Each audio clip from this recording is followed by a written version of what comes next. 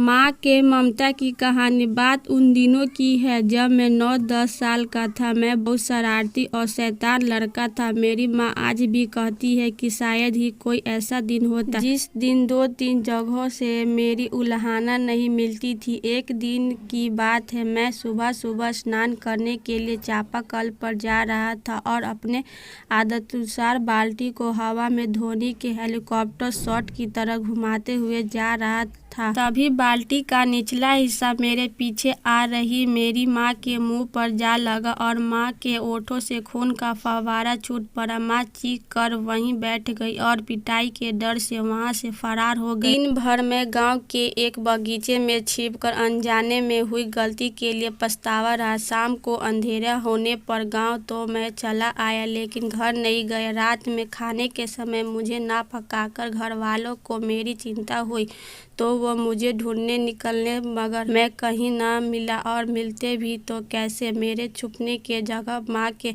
अतिरिक्त कोई नहीं जानता था। अचानक टॉर्च की रोशनी मेरे चेहरे पर पड़ी और मैं पिटाई की कल्पना से सहम गया। वो माँ थी जो टॉर्च लिए मुझे पलंग के नीचे से बाहर निकलने को बोल रही थी। पलंग के नीचे से बाहर आते हुए मैं सोच रहा था कि आज तो छठी का दूध याद आ जाए, लेकिन यह क्या माँ ने केवल पापा और भैया के मार से बचाया, बल्कि अपने हाथों से खाना भी खिलाया, क्योंकि मैं मारे शर्मिंदगी के खाना भी नहीं खा रहा था। उसी दिन मुझे माँ की ममता, उदारता और सहनशीलता का एहसास हुआ। ऐसी ममता और सहनशीलता केवल और केवल एक माँ में ही हो सकती है। मैंने उसी दिन यह तय किया कि जीवन में ऐसा पल कभी दोबारा नहीं आने दूंगा जिस पल मेरे द्वारा मेरी माँ का कष्ट हो। और ईश्वर गवाह है कि मैंने अपने जीवन का हर निर्णय माँ की खुशी के लिए ही लिया है। दोस्तों,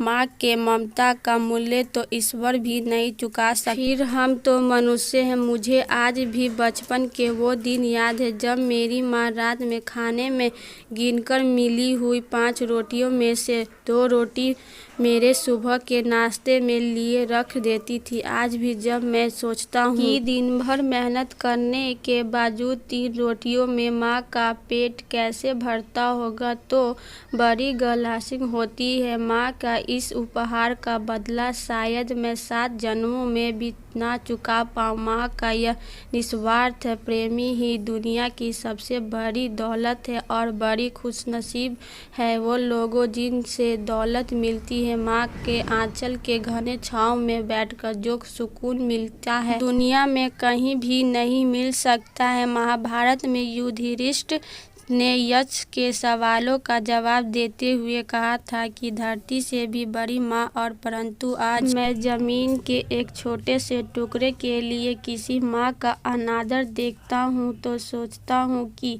कितने बदनसीब हैं वो लोग जो अपने माँ की ममता और दया को भूल कर उनका अपमान करते हैं। कितने अभागे हैं वो लोग जो जमीन जायदाद के लिए अपने माँ बाप में से मारपीट करते हैं। ऐसे लोगों के लिए तो मैं बस यही कहना चाहूँगा कि किसी भी परिस्थितियों में अपने माँ बाप को कभी भी मत रुलाना, वरना उनके आंसुओं का शैवाल तुम्हारे जीवन की खुशियों को बहा ले जाएगा।